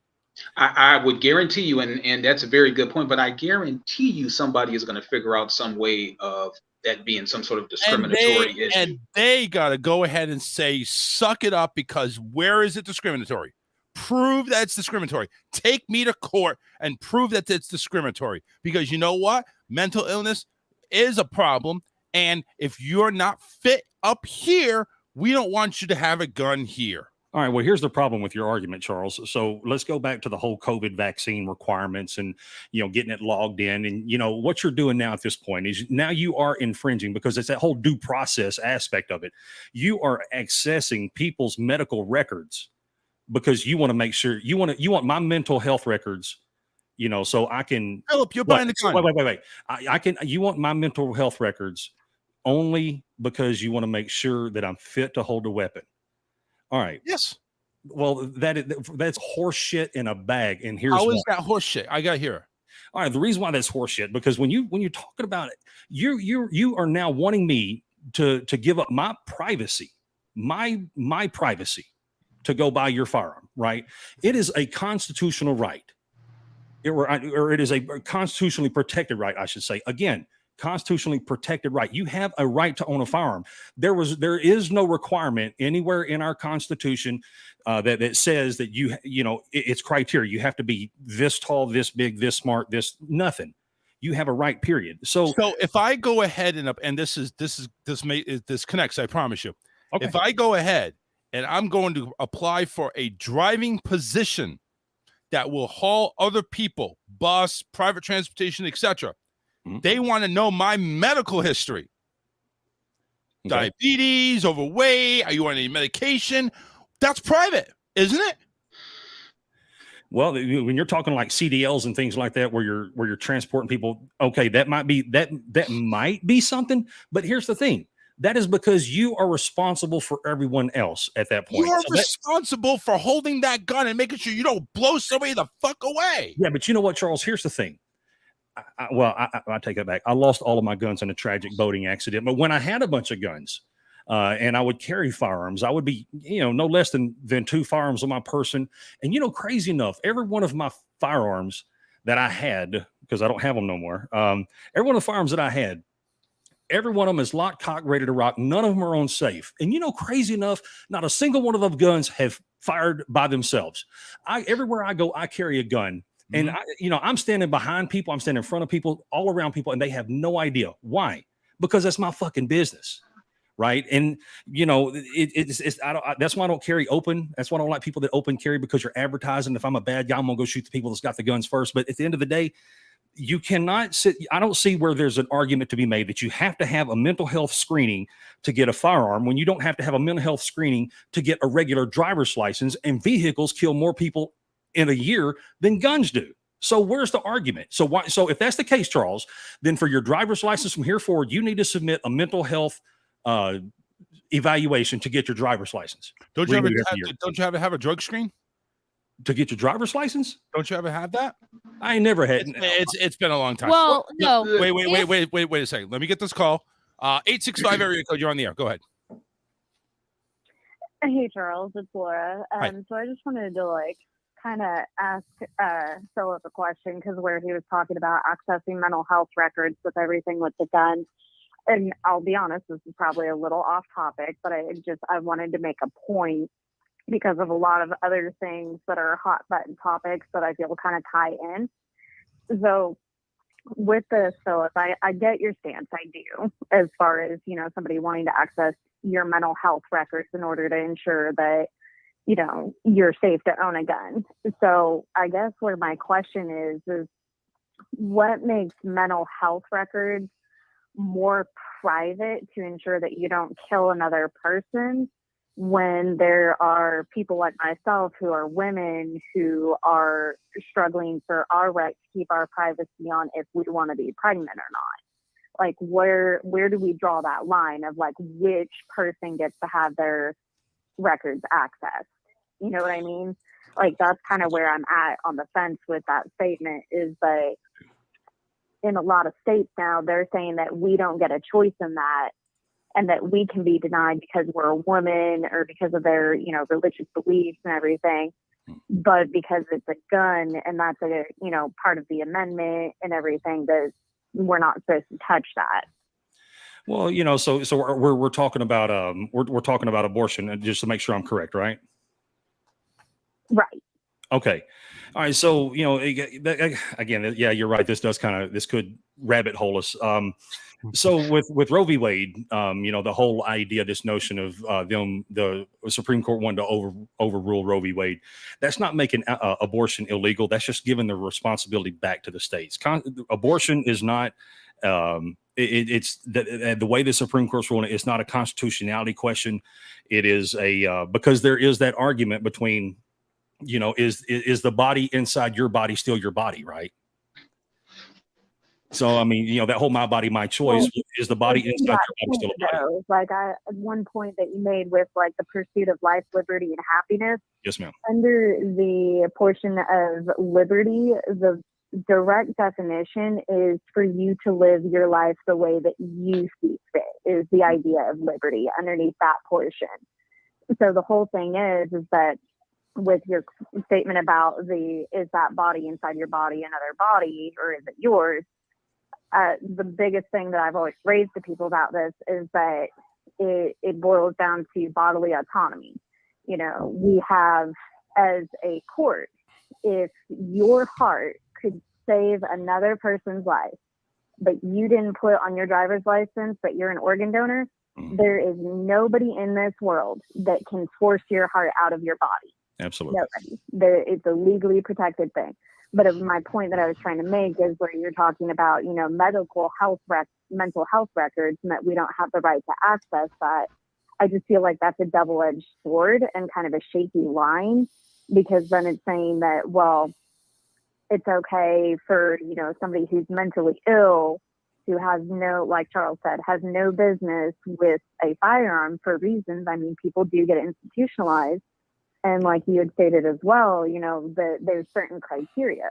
So what we're talking about is creating that criteria to where somebody who has been institutionalized, or maybe should be, but because they don't have the health care they need, or nobody knows what's going on, and preventing these kinds of tragedies, like where do we draw that line of what's too far when it comes to accessing somebody's records? What's too far before we're infringing on somebody's rights?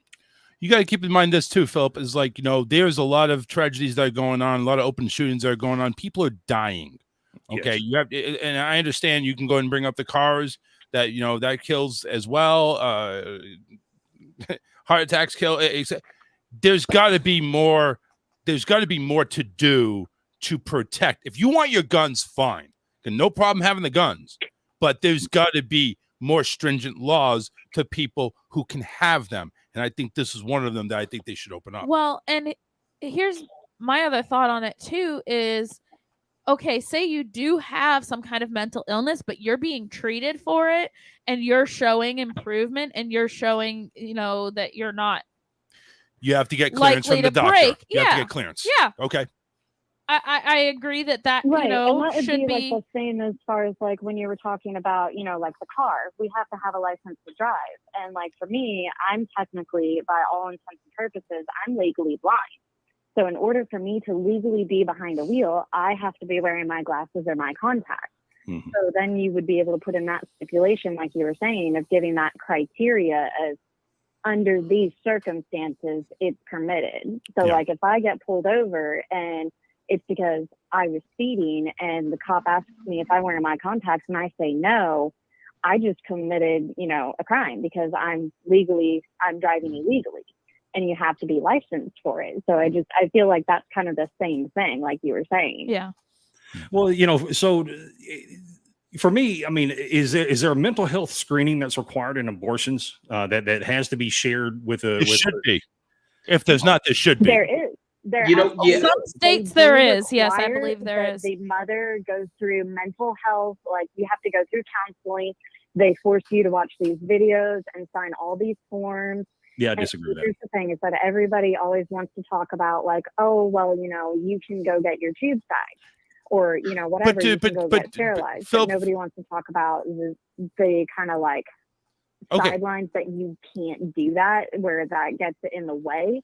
So that's what I'm saying is like there's things that, roadblock on that aspect. And where we're talking about where we're seeing these casualties and everything like that with the schools, I feel like the gun portion, it's such a multifaceted issue, especially with the Old Beatty shooting, because like there were parents that they were even saying that, the cops were not going inside and the cops weren't letting them go inside. So like where you were talking about that's training, but that's another type of issue though. That's another type of issue though. That has to do with the police not doing the freaking job. But so here's my take on that. But back to the point that you made, Laura, and that Philip said he disagreed on was there's a mental evaluation or some type of treatment and counseling that they have to go through before they make this humongous change of taking a baby that's already in there and taking it out. That's a huge decision. Right. Philip, you say you disagree. Yeah. So for me, the whole abortion, the body autonomy thing, to me, it doesn't make sense, because when you're looking from a legal standpoint, if I shoot a pregnant woman, I'm charged with double murder, but yet it's legal. So I mean, that's the part that makes the laws so backwards to me, is right. Because if I shoot a pregnant woman, if I kill a pregnant woman, I'm charged with double murder for killing that woman and her unborn child. But yet in our society and our laws, we're also saying that, well, hey, you know what? It's body autonomy, right? You know, it's my body, my choice. So I think that right there is the biggest problem as far as the legalities of it. Is the laws are there. It's a cake and eat it too issue. And so when you start, and you know, here's the thing: these politicians, and if you learned anything from 9/11, Department of Homeland Security, all this stuff, you do this or else the terrorists win. And so people rapidly gave away their rights, and now they're never getting them back. So this whole idea that if there are requirements for mental health screening for an abortion, negative. Because if that's the point, what you're talking about, if you have to have a license to do something and you have to submit a mental health certification, a mental health test, what is the criteria, right?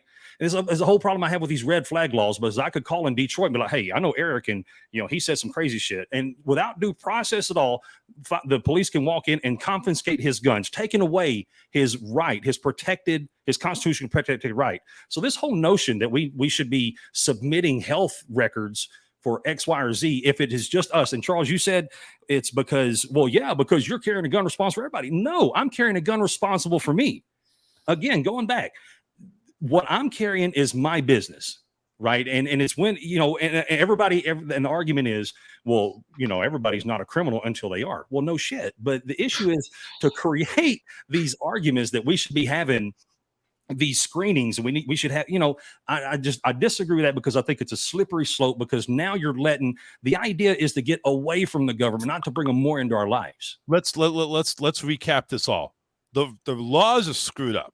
Okay, because if you go ahead and be one law, you're infringing on another law and another law and this and that law, and then all of a sudden you're violating the Constitution. And all we're trying to do, or at least what they're trying to do, is trying to limit and protect man from himself. All right. So Ronald Reagan said, and the question is, of course, how do we do it without pissing off half the country or the other half of the country or a quarter? It's how do you do it? You can't do it because you can't. The 11 most frightening words. Let's go ahead and get Eric on here. Let me just make this real quick. Eric's one sentence. All right. Ronald Reagan once said, and I hope the number's right, the 11 most dangerous words are, I'm from the government and I'm here to help, or 7 most dangerous, whatever it is. I'm from the government and I'm here to help. No, negative. The government should not be, that is just, they're overstepping their bounds. Yep. I don't need you to like it to have my opinion. Please, All right, go ahead, buddy. Well, so here's the thing. We've got, 390 million people in the United States. So you're going to have just that many different opinions. Yes, sir. Everybody who's on this show can agree in principle on something, but have different ways as far as how to resolve the issues.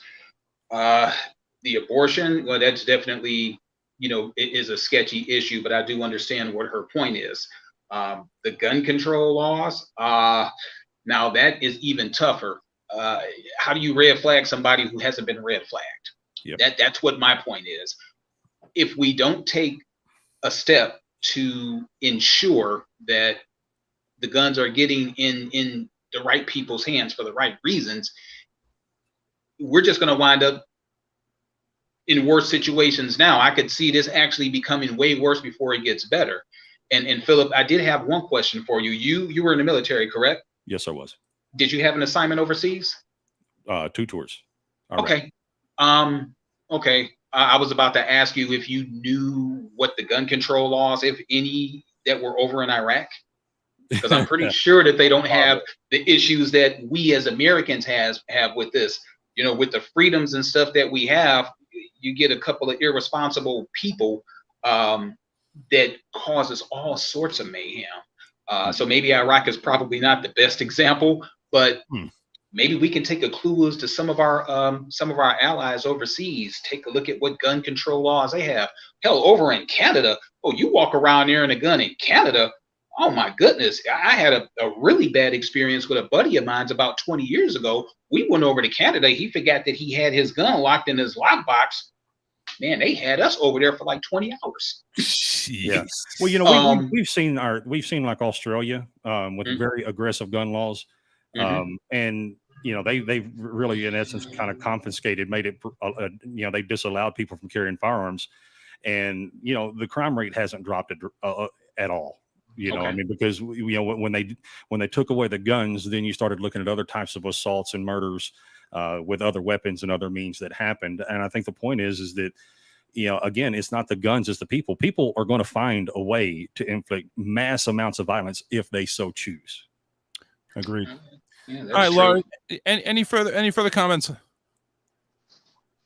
I think really, like, to Eric's point with it is that, and to yours as well, of, you know, trying to save man from himself. I think the thing that we need to remember too is, you know, is kind of like chaos theory.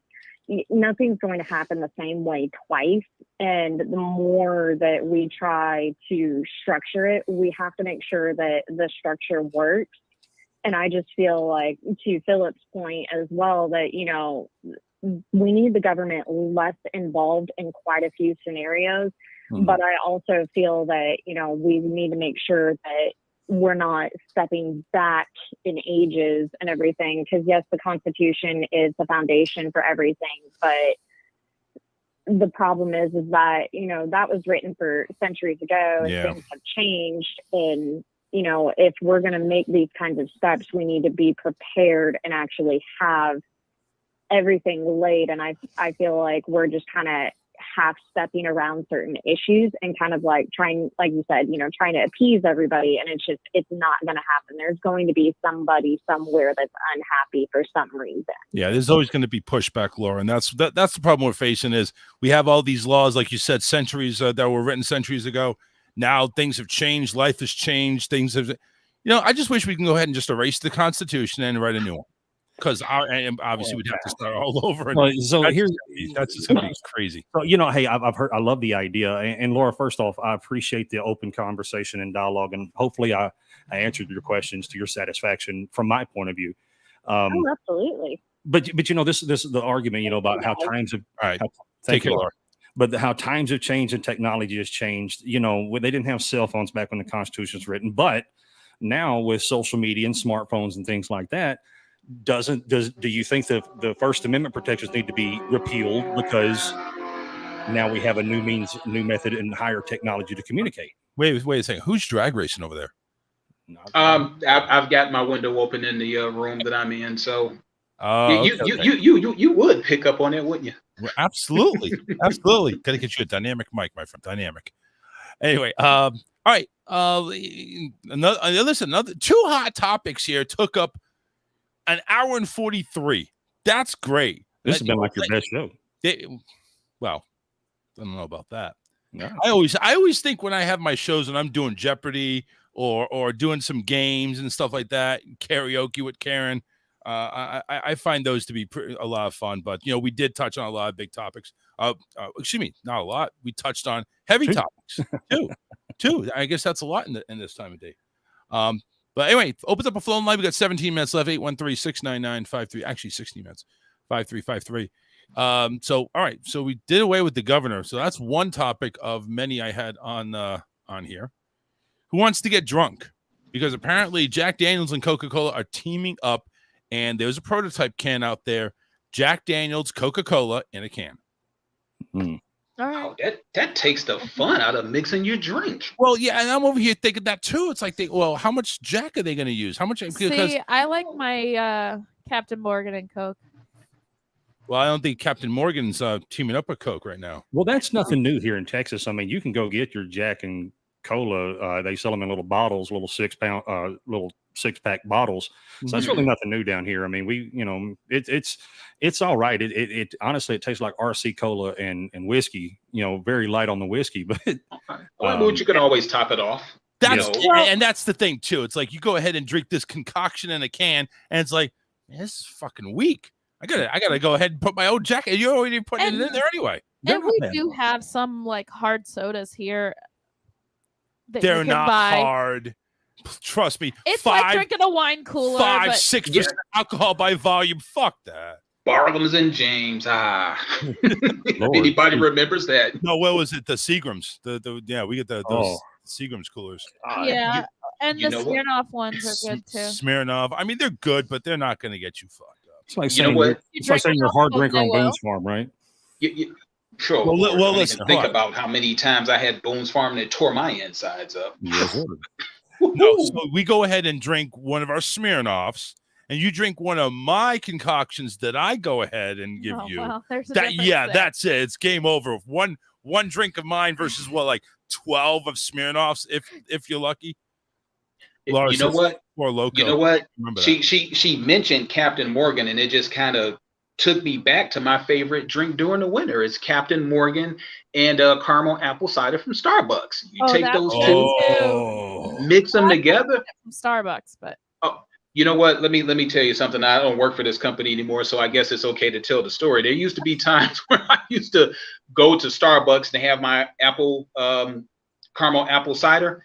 One day it was just like a real hard day. I went on my break, and there's a liquor store that's next door to it. So I'm like, took it, put it in, mix it in, made my day so much better. So much better. Lighter on your feet now, didn't it? Shit, lighter on your feet. Customers were cussing me out, calling me everything other than a child of God. And I was like, yeah. you know what's good is Fireball and apple cider. Yes.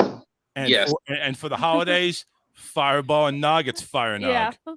Oh, yes, it is. Yeah, yes, it is. The hell with all that corporation made shit. Let's just go with what I like is moonshine. Moonshine. How did I guess that? There's gonna be moonshine. So now I'm afraid of moonshine because I was in Louisiana and had some moonshine. I mean, that stuff, I think it was Everclear. That stuff was so strong. When I threw some ice in it, the ice melted instantly. I'm like, there's no way in hell I'm drinking it. Yeah, Everclear's not moonshine. It's not once or twice, but it's pretty. Well, we'll off, that's for sure. We'll talk off camera, but I'm just curious if it's homemade or if it's bought. No, mine is homemade. Oh, is it? Okay. Oh yeah. Yeah, he's Dukes of Hazzarding it over there. Oh, he's doing the Uncle Jesse. Yeah, he's doing the Uncle Jesse. Okay. Probably with a little pipe smoking action going on too. And left-handed cigarettes, man. They said some of that moonshine is strong enough. Hell, at the rate that gas prices are, you might want to think about putting your car with moonshine. Right, exactly. And you can. I'm pretty sure you can. Again, we'll talk offline about that. I might need the recipe, save myself some money on gas. That's some diesel right there. That's some diesel. Speaking of diesel, Snoop Dogg is now apparently this is a thing, and if it is, I'm in the wrong business. Apparently, Snoop Dogg has a full-time blunt roller, and because of the inflation in the minimum wage and gas prices, he went ahead and raised his salary. Now, how much does this pay? I don't know. It doesn't say. Well, but apparently his job is a PBR, professional blunt roller. I mean, if you're Snoop Dogg, you gotta have a professional blunt roller. I mean, come on. I'm over here wondering, it's like, how many blunts does this guy have to roll in order to satisfy the salary? I don't know. How much does Snoop Dogg smoke in a day? Well, it's Snoop Dogg. He probably smokes them like 10 at a time. And they're not the wimpy blunts. They're not like the Terratin 100 blunts. They're like the Cuban cigar blunts. Actually, it says the legendary artist known for his unwavering love of green bud shared at the time that the coveted position paid between $40,000 to $50,000 annually. That's what? A whole lot for blunt making. Yeah, I guess. Well, how many blunts is he rolling during the course of let's just say an 8-hour shift? I mean, damn. Is it really an 8-hour shift? It may not be, but are the fringe benefits? Do you get this? Needed. Yeah, an as needed thing. I get that. Damn, that's a lot of. Full-time blunt roller, 40, 50,000. Apparently he got a raise from that. So he may be making like 60,000 now, 70,000. You know what? What is Snoop Dogg's net worth where he could afford to have a full-time blunt roller? Hold on one second. Listen, you're talking Snoop Dogg. Come on now. I know he's got to be worth some coin. I know that, but I'm like, man, how much money are you making? And I know that he's probably like well into like he's seven figures. All kinds of different. He's got his try 8. His Hold on a foot second. in every door. So Hold on. he does all kinds of different stuff. See, now I got to go ahead and do this. And I'm sorry, I said 7 by mistake. So it's got to be like 8 or maybe even 9 figures. Let's see. So his net worth is right now, according to this, $150 million. That's it? Yeah, I know, right? Yeah, but it's recurring. Well, maybe that's liquid asset. So if he's probably got money tied up in the business and some stuff like that, I'm pretty sure it's more than that. Well, listen, if anybody wanted to take Snoop ransom, if $150 million is what they would have to ask for, that doesn't mean he's got $150 million in the bank, but that's probably what you could go ahead and pawn him off on. And pawning would be 60% of the actual what he's got. So I'm sure he's probably got 200, 300 million stashed away somewhere, either in businesses or money or a combination of the fact. Do you guys remember? Go ahead and employ somebody for $50,000 just to roll your blunts? Shit. Do you guys remember a author by the name of Shel Silverstein? He wrote Where the Sidewalk Ends. Yes, I know. All right, he was also a legend. How many blunts does he smoke? Well, I'm going to tell you something. I think he smoked a lot, and the reason why is because like he's written Queen of the Silver Dollar by Dr. Hook, but there's a poem that's called The Smoke Off, and when if you follow Shel Silverstein, if you love poetry, if you love the short stories, man, when you read this poem by Shel Silverstein, man, I'm telling you something, your whole childhood changes when you realize just how fucked up this guy is, because the poem is about a guy who rolls smoke and a woman who can smoke them as fast as anyone can roll them. So they have a smoke off, and the poem is like the video that he does. It's like 6 minutes, but I mean, that's how long the poem is, but it is hysterical. And it definitely goes with this story right here. I got to wonder, it's like, how fast can you roll a blunt? And I'm not talking about a average, Well, you got to dumb down put it up blunt to standards for Snoop Dogg. Are you talking about a Cheech and Chong type blunt? What are we talking here? Maybe a little less than Cheech and Chong, but somewhere of that caliber. Yeah, less than 5 minutes. Less than 5. Yeah. So you guys say, man, it depends on if you got seeds or no seeds. Well, if you're buying good shit like Snoop, it ain't got no seeds. Yeah, it's got no seeds, man. As a matter of fact, he's paying somebody to filter out the seeds. Okay. He's just buying the quality. The good quality stuff has no seeds. I met Snoop at the Super Bowl in Houston when they did it down here. I actually took because I had a bomb dog, but he thought my dog was a drug dog, and he's like, "Yo, dog." I'm like, "No, chill, dude. I don't give a shit of what kind of." My dog is not going to stiff dog. So relax. But I did let him know, it's like, look, man, I don't care what you bring in as long as it ain't nothing firearm related. If it is, my dog's gonna bite you and I'm gonna body slam you. So Snoop, tell your people to put their shit, leave it on the bus. He's like, what about my fanny pack? I said, is there a gun in it? He said, no. I said, then I don't give a shit, but my dog's got to smell it. And he did. And so Snoop, he's a world-class dude, man. And I'm telling you, that dude only smokes the finest. Damn right. Now, did you smoke with him? I was on duty. I wasn't allowed to smoke with him. Okay. So that means you're shaking your head up and down like, no, yes, no, I did. I'm just working out a creek in my neck. Oh, okay. I got you. Blink once if yes, blink twice if no. Right. Oh man. 6 minutes. I don't know if we got. Do we have news? No. Hey, what happened at Target? Oh yeah. We'll skip good news. So Target. Yeah, this is gonna take a couple minutes anyway.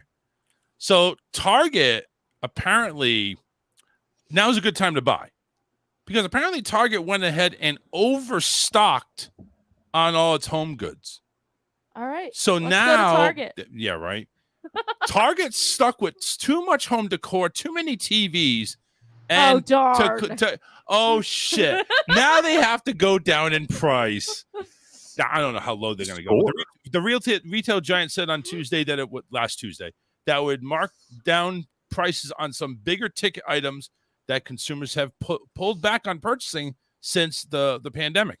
Target and other big box retailers are stocked up on a wide array of merchandise such as electronics, furniture throughout the pandemic to respond to red-hot consumer demand, but many shoppers in recent months have altered their purchasing choices in response to the fastest jump in inflation in decades and the fastest jump in gas prices. Consumers are making fewer high-end purchases and buying more necessities like food, household staples and stuff like that, and self-care items. Target and the other merchandisers were caught off guard by the speed of these shifting trends, and last month told investors it would begin slashing prices on overstocked items. Let's go buy a TV. Yep. On Tuesday, Target, this is last Tuesday, by the way, Target's stock was down 31% for the year. Shares dropped 2% in early trading. Other retailers like Walmart, Gap, Urban Outfitters also said they're holding too much inventory and product lines. They may have to start slashing prices as well. So now's the time to buy. If you got some extra scratch and you don't have to pay $200 every time to fill up your gas tank, you stay home most of the time to go ahead and buy a TV. Get that extra tax and income return that you had. Go buy a TV. Go buy a couch. Go buy goods. Don't do that. Charles is giving you bad advice. No, buy. Charles had a financial advisor on his show not 2 weeks ago who said, "Don't do that shit credit like that." card bill. No, you know what you do. No, you know what you do. You take out the money in cash and pay for it in cash. Oh, Jesus. Don't work that way, Charles. That's what she said, right? Pay in cash. Charles, you're gonna have people, significant others, throwing stuff at you for that type of advice. Well, you know what? When they throw stuff at the show, it just hits their own computers. They're gonna have to go buy a new computer because they're gonna break the computer. So it kind of works out either way. So your help to contributing to stimulate the economy, right? Yeah, I am. Laura just went ahead and said every man just felt his wallet get lighter. That's why I said what I did, Laura, because Target, that's like every woman's store. No, Super Target is every woman's store. Oh, don't even talk about Super. Oh, you know what? Is that the one that's got the CVS in it, or that's the one that's got the food and the electronic? Well, they've got electronics anyway. That's the one that's got the supermarket, the clothes, the groceries. It's like a Walmart. Like a super Walmart. Oh hell, you know what? This is something that could drive up the economy. Why don't they just go ahead and put a bar in Target so we can sit back and drink while the ladies go and do all of the shopping? Give me $50. I'll sit there and just smash some beers while the rest of the income gets spent. Actually, some Targets do have where you can buy wine and drink it while you're shopping. Really? I'm gonna tell you how country my ass is. Down here, we're in Southeast Texas. Not too far from Louisiana. We have an ice cream man that goes around, and part of his ice cream, truck that he drives around, he sells adult ice cream, i.e. daiquiris and margaritas. I've seen that before. Oh man, I love it. I love it down Not here. locally, but I've seen it. That would go real well in Michigan. It works very well down here, sir. I'm sure it does. You just gave me a business idea. You gave me a business model. We went trick-or-treating in this neighborhood by us, and some of the houses were giving out alcohol for the adults. Yeah, like the little jiggers. The little. You know what? Before the pandemic, actually had a couple of folks that did that for us. It was like, "Here, Dad, here's something for you." Like, oh, nice. Laura's saying, "Shit, come to Tennessee. We have a bar in our mall." All right, let's go ahead. We got to wrap this shit up here. Philip, go ahead and tell us about your show and what you got going on coming up this rest of the week. All right, Infidel. So Monday, Mental Health Monday's out of the way. Every Monday, Wednesday, and Friday at 5:00 p.m. Central Standard Time. Charles usually has it up, but youtube.com/C/the Philip D. Blackman Show. This week, we're actually probably going to continue the conversation about the Second Amendment, gun control, because we're seeing legislation get passed through the House and the Senate. Somewhere in the middle, they're going to meet, which can be frightening for some and relieving for others. So that'll be our show. Guys, always have the phone lines open. Always call in. Always, as you can see, I was the only person who had my own opinion, and yet we're all still friends. So join. There you go. Eric, go ahead. What do you got going on? Anything happening? You know what? Not too much, just hanging out with you. But tonight, in a couple of minutes, Game 5 NBA Finals. Looking forward to Golden State picking up the W for you basketball fans. And if you're Boston fans, please don't hate me. Yep, that's all I got to say about that. I don't want to go ahead and hit the mute button and already ruin the friendship. But anyway, make sure you go ahead and visit rawtalkonlineradio.com. That is the home of all of this that's going on right here inside your very ears. Until then, we'll see you on Wednesday, the Hump Day edition of the Charles Richardson Show right here. Take care, everybody, and have a great night. Stay safe, America. Feeling stronger, feeling free. With the shadows of the night